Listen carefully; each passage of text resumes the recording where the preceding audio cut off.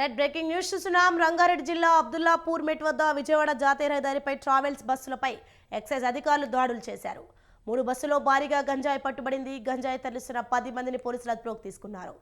Agency ఏరియాల నుండి బస్సుల ద్వారా నగరానికి గంజాయిని స్మగ్లర్లు తరలిస్తున్నారని పోలీసులు తెలిపారు.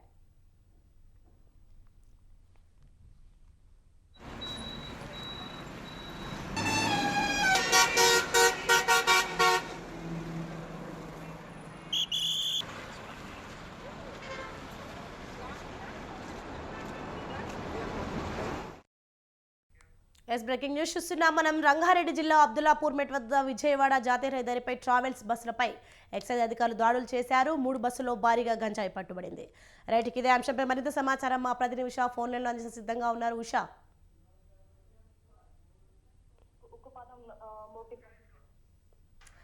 వద్ద కూడా జంక్షన్ల వద్ద ఎస్ఓటీ పోలీసులు కావచ్చు, ఎక్సైజ్ శాఖ కావచ్చు, ప్రతి ఒక్కరు కూడా ముమ్మరం తనిఖీలు అయితే చేసే వాహనాల్ని కదిలిస్తున్నారు. ప్రస్తుతం చూసుకున్నట్టయితే అబ్దుల్లాపూర్ మెట్, రంగారెడ్డి జిల్లా అబ్దుల్లాపూర్ మెట్ దగ్గర ఉన్నటువంటి జాతీయ రహదారి ఏదైతే విజయవాడకి వెళ్ళేటటువంటి జాతీయ రహదారి ఏదైతే ఉందో ట్రావెల్స్ బస్ మీద అధికారులు అయితే ఎక్సైజ్ అధికారులు అయితే దాడులు చేశారు. దీని 3 బస్సుల మీద కూడా దాడులు చేయగా భారీగా గంజాయి పట్టుబడినట్టుగా తెలుస్తోంది. గంజాయి తరలిస్తున్నటువంటి 10 మందిని కూడా ఇప్పటికే పోలీసులు అదుపులోకి తీసుకున్నారు.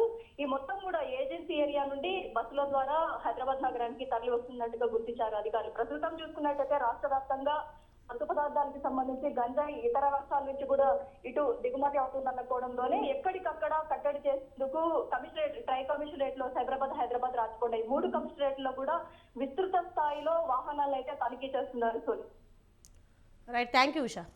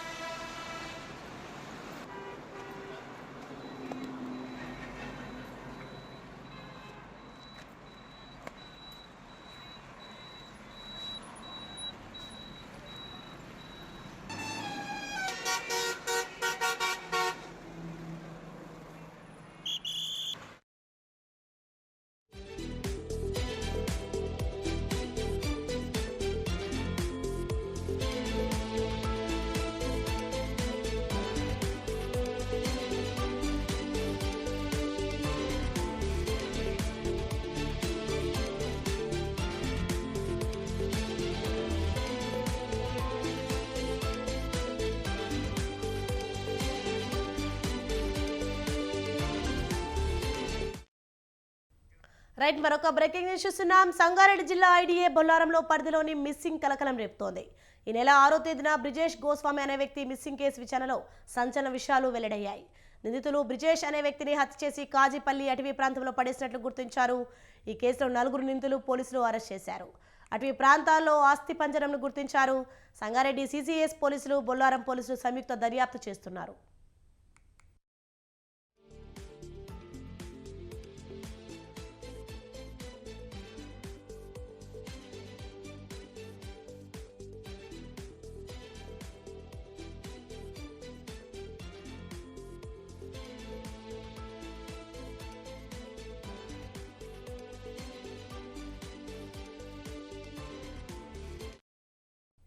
బొల్లారం పోచమ్మ బస్తీలో నివసించే ఉత్తరప్రదేశ్కి చెందిన బ్రిజేష్ గోస్వామి అస్థిపంజరం కాజీపల్లి అటవీ ప్రాంతంలో పోలీసులు గుర్తించారు.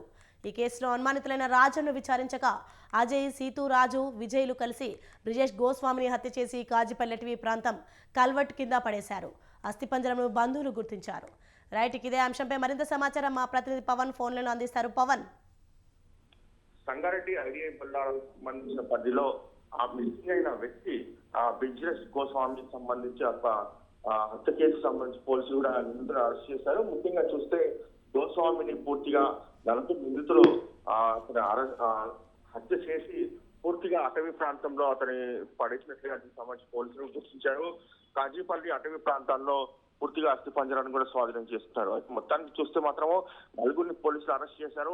అరెస్ట్ చేసిన దాని తర్వాత వారిని విచారణ కొనసాగిస్తున్నారు. విచారణలో మాత్రము పూర్తిగా ఈ యొక్క హత్యకు సంబంధించి ఎందుకు హత్య చేయాల్సి వచ్చింది, ఉత్తరప్రదేశ్ సంబంధించిన ఒక వ్యక్తిని పూర్తిగా దీనికి సంబంధించి డబ్బుల విషయంలోనే హత్య చేసినట్లుగా పోలీసులు ప్రాథమికంగా నిర్ధారణకు వచ్చారు. అయితే మొత్తానికి చూస్తే మాత్రము ఈ యొక్క కేసుకు సంబంధించి పూర్తిగా ఇంకా ఇన్వెస్టిగేషన్ చేస్తున్నాము, దాని తర్వాత పూర్తి వివరాలు చెప్తామని చెప్పి పోలీసులు కూడా అంటున్నారు. Right, thanks for the information Pawan.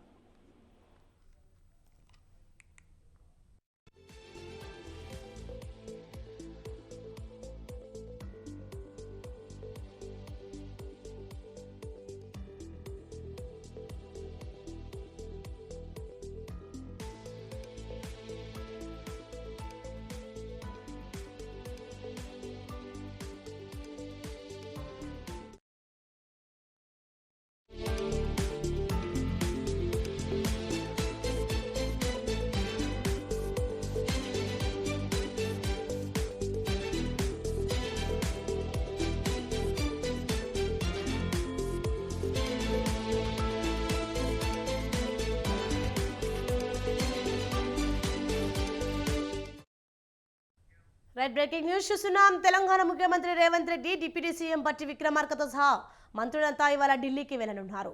వీరి వెంట పార్టీ రాష్ట్ర ఇన్ఛార్జ్ దీపాదాస్ మున్షి కూడా వెళ్తారు. లోక్సభ ఎన్నికలు, ఎమ్మెల్యే కోటా, ఎమ్మెల్సీ అభ్యర్థుల ఎంపిక, గవర్నర్ కోటాలో ప్రతిపాదించే ఎమ్మెల్సీ అభ్యర్థులు, నామినేటెడ్ పోస్టుల భర్తీ తదితర అంశాలపై అధిష్టానంతో చర్చించేందుకే వీరు ఢిల్లీకి వెళ్తున్నట్లు సమాచారం.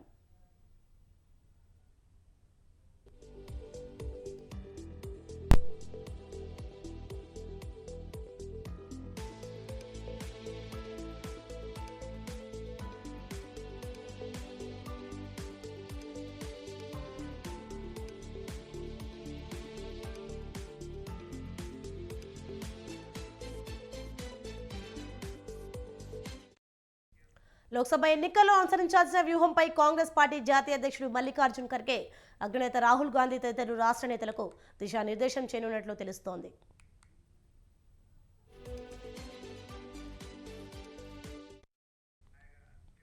ఢిల్లీకి లోక్సభ నియోజకవర్గ కాంగ్రెస్ కోఆర్డినేటర్లు వెళ్లనున్నారు. 3 రోజుల క్రితం దేశవ్యాప్తంగా 539 నియోజకవర్గాలకు సమన్వయకర్తలు నియమించింది. తెలంగాణలో 17 స్థానాలకు 14 మంది కోఆర్డినేటర్లు నియమించారు. CM Revanth Reddy, deputy CM బట్టి విక్రమార్క, మంత్రి పొంగులేటికి శ్రీనివాసరెడ్డికి 2 లోక్సభ నియోజకవర్గాల బాధ్యతలు అప్పగించారు.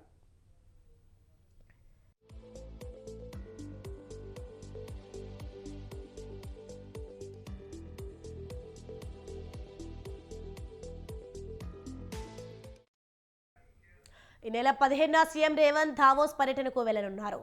అక్కడి నుంచి తిరిగి వచ్చాక లోక్సభ నియోజకవర్గాలకు సమన్వయకర్తలతో సమీక్షలు నిర్వహిస్తారని కాంగ్రెస్ వర్గాల సమాచారం.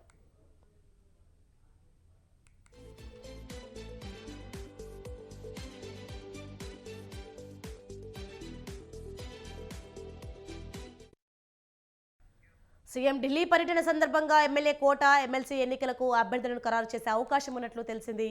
ఈ అభ్యర్థిత్వం కోసం కాంగ్రెస్ నేతలతో పాటు తెలంగాణ జనసమితి అధినేత ప్రొఫెసర్ కోదండరాం వంటి వారి పేర్లను కూడా పరిశీలిస్తున్నట్లు తెలిసింది. అద్దంకి దయాకర్ను ఎమ్మెల్సీ అభ్యర్థిగా ఖరారు చేయాలని సీఎం కోరనున్నట్లు సమాచారం. 2వ ఎమ్మెల్సీ అభ్యర్థిగా మైనార్టీ నాయకులకు అవకాశం కల్పించాలని భావిస్తున్నట్లు సమాచారం. ఎమ్మెల్యే కోటాలో మైనార్టీలకు అవకాశం కల్పించే పక్షంలో ఫిరోజ్ ఖాన్, షబ్బీర్ అలీ పేర్లు పరిశీలించే అవకాశం ఉన్నట్లు తెలుస్తోంది.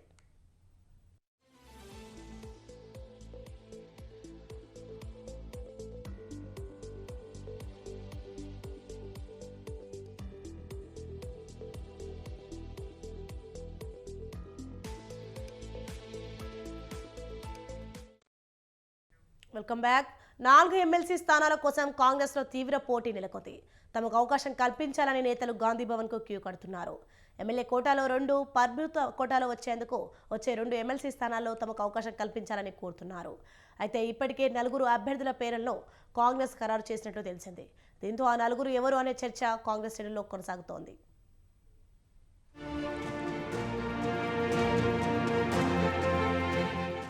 ఎమ్మెల్యే కోటాలోని 2 ఎమ్మెల్సీ స్థానాలకు నోటిఫికేషన్, వారంలోపు నామినేషన్ దాఖలు, 2 ఎమ్మెల్సీ స్థానాలకు విడివిడిగా ఎన్నికలు, ఈ తతంగమంతా రెడీ అయింది.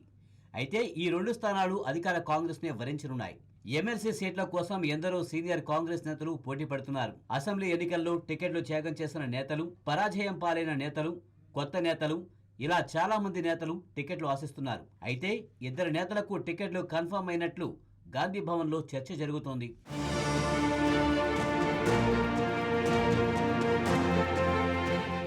మాజీ మంత్రి చెన్నారెడ్డి, పార్టీ అధికార ప్రతినిధి అద్దంకి దయాకర్లకు టికెట్లు ఖరారైనట్లు వార్తలు వస్తున్నాయి.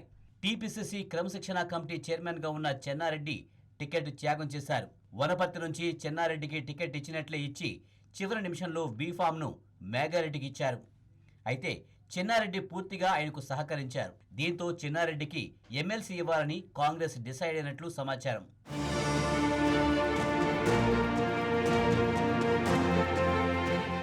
ఎస్సీ రిజర్వ్డ్ తుంగతుర్తి సీటు ఆశించిన అద్దంకి దయాకర్కి ఆ టికెట్ దక్కలేదు.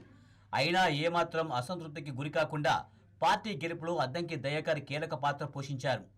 2014-18 ఎన్నికల్లో తుంగతుర్తి నుంచి కాంగ్రెస్ అభ్యర్థిగా పోటీ చేసిన అద్దంకి స్వల్ప ఓట్ల తేడాతో ఓడిపోయారు.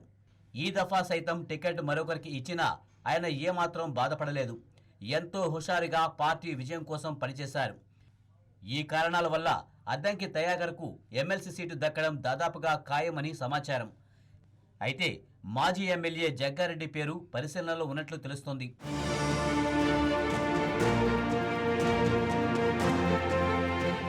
గవర్నర్ కోట 2 ఎమ్మెల్సీ స్థానాల్లో తటస్థులకు అవకాశం కల్పించాలని కాంగ్రెస్ ప్రభుత్వం భావిస్తున్నట్లు తెలుస్తోంది.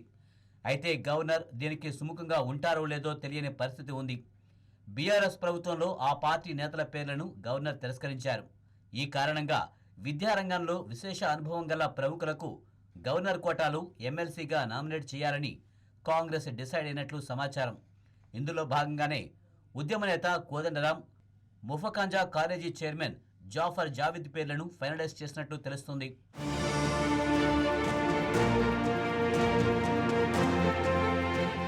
మొత్తంగా ఈ 4 పేర్లు ఎమ్మెల్సీ స్థానాలకు ఫైనలైజ్ అయినట్లు ప్రస్తుత సమాచారం.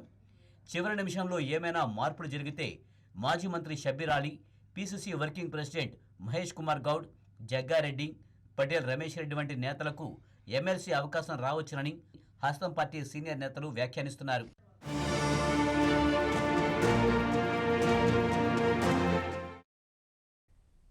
ఎన్నికల వేళ టీడీపీ అధినేత చంద్రబాబుకు భారీ ఊరట లభించింది. ఇన్నర్ రింగ్ రోడ్ ఇసుక మద్యం కేసులో ఒకేసారి ఆయనకు ముందస్తు బెయిల్ మంజూరు చేసింది ఏపీ హైకోర్టు. అదే సమయంలో దర్యాప్తును ప్రభావితం చేసేలా వ్యాఖ్యలు చేయొద్దంటూ ఆదేశించింది న్యాయస్థానం.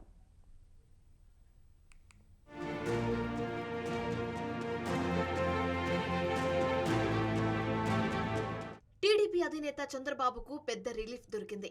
1 కాదు 2 కాదు ఏకంగా 3 కేసుల్లో భారీ ఊరట లభించింది. అమరావతి ఇన్నర్ రింగ్ రోడ్ ఇసుక మద్యం వ్యవహారాల్లో ఆయనకు ముందస్తు బెయిల్ మంజూరు చేస్తూ తీర్పునిచ్చింది ఏపీ హైకోర్టు. ఈ మేరకు న్యాయమూర్తి జస్టిస్ టి మల్లికార్జునరావు ఉత్తర్వులు జారీ చేశారు.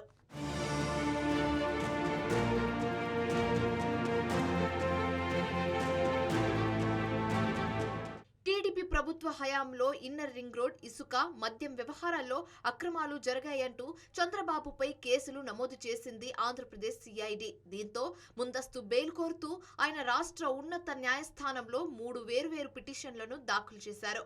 వీటిపై ఇప్పటికే వాదనలు ముగిసిన నేపథ్యంలో తీర్పునిస్తూ ఉత్తర్వులు జారీ చేశారు న్యాయమూర్తి.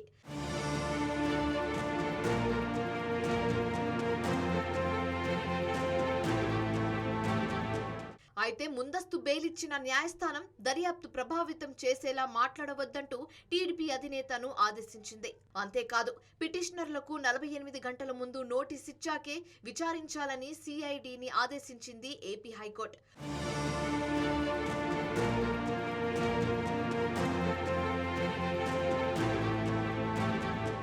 ఓవైపు సార్వత్రిక ఎన్నికలకు సమయం దగ్గర పడుతున్న వేళ 3 కేసుల్లోనూ చంద్రబాబుకు ముందస్తు బెయిల్ మంజూరు కావడంపై హర్షం వ్యక్తం చేస్తున్నాయి టీడీపీ శ్రేణులు.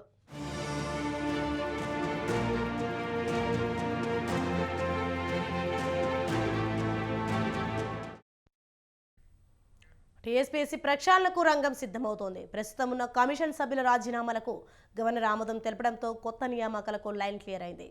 విద్యార్థుల భవిష్యత్తును దృష్టిలో పెట్టుకుని లీగల్ ఒపీనియన్ తీసుకున్న తర్వాత ప్రభుత్వ అభిప్రాయంతో రాజీనామాలను ఆమోదిస్తున్నట్లు రాజ్భవన్ అధికారికంగా ప్రకటన చేసింది.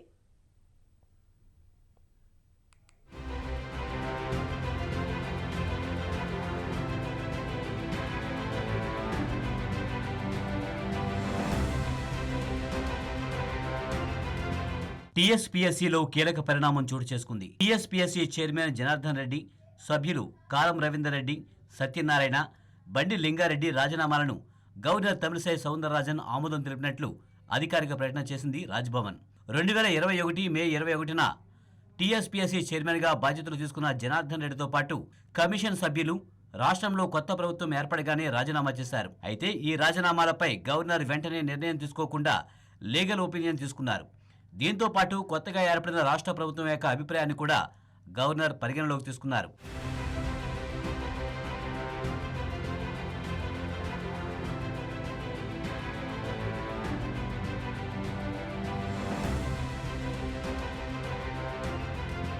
మరోవైపు రాజీనామాల ఆమోదంపై గవర్నర్ ఎలాంటి జాప్యం చేయలేదని రాజ్భవన్ వర్గాలు స్పష్టం చేశాయి. జాప్యం చేసినట్లు వస్తున్న వార్తలను గవర్నర్ కార్యాలయం ఖండించింది. సభ్యుల నుంచి రాజీనామా పత్రాలు అందగానే బిజినెస్ రూల్స్ ప్రకారం న్యాయ నిపుణుల సలహాలు, కొత్త ప్రభుత్వం యొక్క అభిప్రాయం కూడా గవర్నర్ తెలుసుకున్నారు. గవర్నర్ అడిగిన ప్రశ్నలకు ప్రభుత్వం నుంచి సమాధానం వచ్చిన 24 గంటల్లోనే టీఎస్పీఎస్సీ సభ్యుల రాజీనామాలను ఆమోదించినట్లు రాజ్భవన్ తెలిపింది.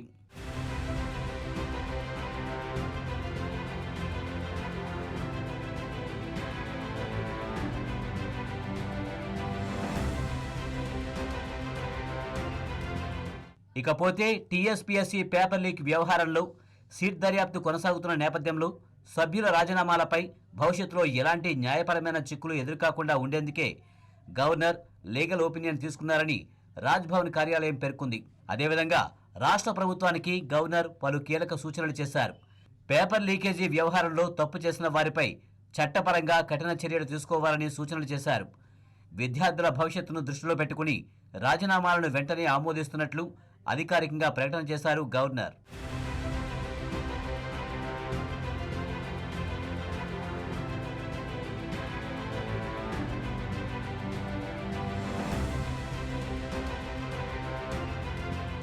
నెల రోజుల తర్వాత టీఎస్పీఎస్సీ సభ్యుల రాజీనామాకు తెరదించారు గవర్నర్. సభ్యుల రాజీనామాను ఆమోదించడమే కాకుండా కొత్త బాడీ నియామకానికి లైన్ క్లియర్ చేశారు. దీంతో టీఎస్పీఎస్సీ బంతి రాజ్భవన్ నుంచి ప్రభుత్వం చేతిలోకి వెళ్ళింది. టీఎస్పీఎస్సీ ప్రక్షాళనలో భాగంగా ప్రభుత్వం కొత్త బాడీ నియామకం త్వరలో చేపట్టనున్నట్లు తెలుస్తోంది.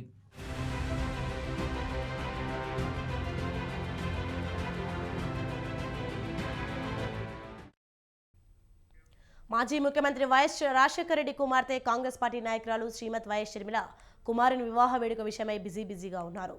సిద్దిపేట ఎమ్మెల్యే మాజీ మంత్రి హరీష్ రావుతో భేటీ అయ్యారు. హరీష్ రావును కుటుంబ సమేతంగా కలిసి కుమారుడు వైఎస్ రాజారెడ్డి వివాహ పత్రికను అందజేసి నూతన వధువులను ఆశీర్వదించాలని కోరారు.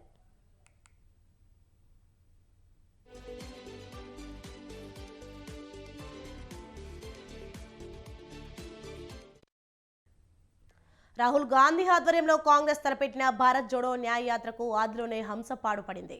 శాంతి భద్రతల సాకుతో న్యాయ యాత్ర ప్రారంభ కార్యక్రమానికి మణిపూర్ రాష్ట్ర ప్రభుత్వం అనుమతి నిరాకరించింది.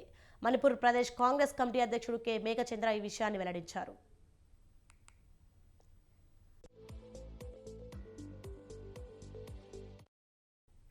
మణిపూర్ రాజధాని ఇంఫాల్ ఈస్ట్లో హంతా కంజీబన్ ప్యాలెస్ గ్రౌండ్స్లో జనవరి 14న భారత్ న్యాయ యాత్ర ప్రారంభ కార్యక్రమానికి పర్మిషన్ కోరుతూ రాష్ట్ర కాంగ్రెస్ నాయకులు సీఎంను కలిశారు. అయితే ప్రస్తుతం రాష్ట్రంలో ఉన్న సున్నితమైన శాంతి భద్రతల పరిస్థితి దృష్ట్యా భారీ సభకు అనుమతి ఇవ్వలేమని మణిపూర్ సీఎం స్పష్టం చేసినట్లు వారు తెలిపారు.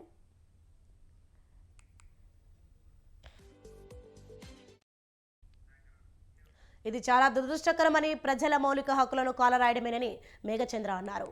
పబ్లిక్ ప్లేస్లో కార్యక్రమానికి ప్రభుత్వం అనుమతి నిరాకరించినందువల్ల ప్రత్యామ్నాయ వేదికపై నిర్ణయం తీసుకుంటామని తెలిపారు. జనవరి 14న ఇంఫాల్ నుంచి భారత్ జోడో న్యాయయాత్ర ప్రారంభం కావాల్సి ఉంది.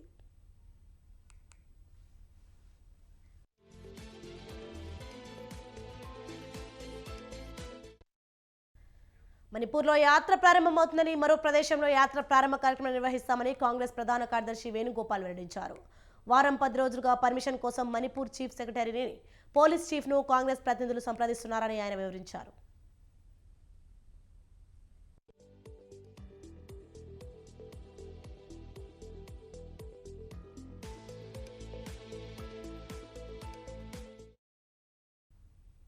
మహారాష్ట్రలో శివసేన 2 వర్గాల మధ్య వివాదంపై మహారాష్ట్ర స్పీకర్ తన నిర్ణయాన్ని ప్రకటించారు.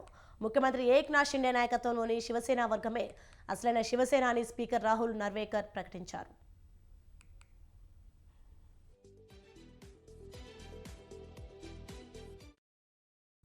2022 జూన్ 21న మహారాష్ట్రలో శివసేన రెండుగా చీలిపోయింది. షిండే వర్గం అప్పటి శివసేన అధ్యక్షుడు ఉద్ధవ్ ఠాక్రేపై తిరుగుబాటు చేసింది. ఆ షిండే వర్గాన్ని నేడు స్పీకర్ అసలైన శివసేనగా ప్రకటించారు. 55 మంది శివసేన సభ్యులలో 37 మంది మెజారిటీ సభ్యులు షిండే పక్షం వైపు ఉన్నారని స్పీకర్ ప్రకటించారు.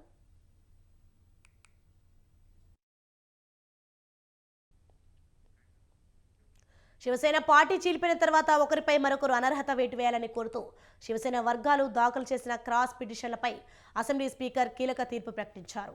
ఈ నేపథ్యంలో మహారాష్ట్రలో రాజకీయ వేడి పెరిగింది. తీర్పు వెలువడనున్న నేపథ్యంలో శివసేన పార్టీ నుంచి అనర్హత వేటు పడిన ఎమ్మెల్యేలో ఒకరైన ముఖ్యమంత్రి ఏక్నాథ్ షిండే, స్పీకర్ రాహుల్ సర్వేకర్ల మధ్య ఇటీవల జరిగిన సమావేశంపై అభ్యంతరం వ్యక్తం చేస్తూ తమ పార్టీ సుప్రీంకోర్టులో అఫిడవిట్ దాఖలు చేసిందని ప్రతిపక్ష శివసేన యూబీటీ అధ్యక్షుడు ఉద్ధవ్ ఠాక్రే తెలిపారు.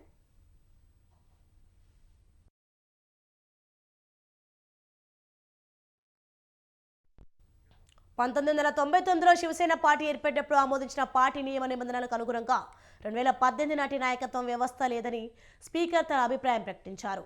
అసలైన శివసేన రాజకీయ పార్టీని నిర్ణయించేందుకు 2018 నాటి నాయకత్వాన్ని గీటురాయిగా పరిగణించలేమని స్పష్టం చేశారు. Evidence and records before me prima facie indicate that no elections were held in the year 2018, 2013 as well as in the year 2018. However, I, as the Speaker, exercising jurisdiction under the 10th schedule, has a limited jurisdiction and cannot go beyond the record of the ECI as available on the website, and hence I have not considered this aspect while determining the relevant leadership structure. Thus, in view of the above conclusions, I find that the leadership structure of Shiv Sena reflected in the letter dated 27th February 2018 available on the website of the ECI is the relevant leadership structure which has to be taken into account for the purpose of determining which faction is the real political. In view of the above evidence and records before me prima facie indicate that no elections were held in the year 2018, 2013 as well as in the year 2018. However, I, as the Speaker, exercising jurisdiction under the 10th schedule, has a limited jurisdiction and cannot go beyond the record of the ECI as available on the website, and hence I have not considered. SAV Bulletin updates. For more updates, keep watching Swatantra News.